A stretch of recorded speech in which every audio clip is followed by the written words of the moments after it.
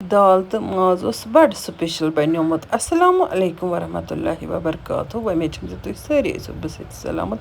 अल्लाह ताला थैन तुह ते पन्निस हिफ्ज़ अमानस मज।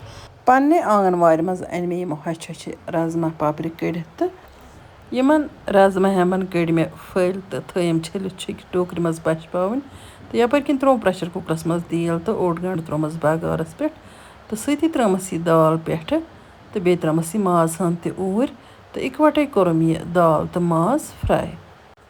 चाहे यह दाल तो माज तलनिस पे रन चाहे पाक दिमोस गड़ तो दनवो सूरतन मज गसान बड़ स्पेशल तो मजदार। तलनिस दौरान त्रो मे अत नून तो अम पे दितमस खूब तलन।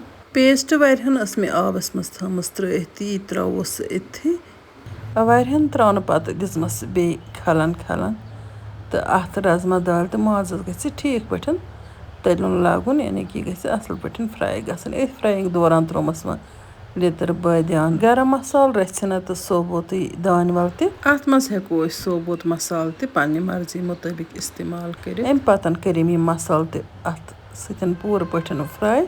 वन त्रोस रसन हसबि ज़रूरत तो करोस ढकन बंद तो दिमोस सीटी त्रे।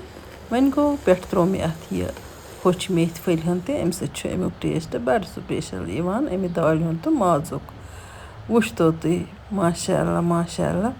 राजमा दाल तो माज कि स्पेशल बनियोमुत। आजकल दाल रस करान कि मोटू मोटू मे थमस यह नीज राजमा तो माज। वन तुलो बतस सतन अमे राजमा दाल हुंद लुत्फ। यह दाल तो माज हेको ोच सत खेत यम जन ोटे खेवान तिमन ती अत बड़ लुत्फ ोच सतन। मे उम्मीद ज तुह सन अज वीडियो टारिक खसम तुह करो वीडियो लाइक तो पन्न बाकी सत करो शेयर।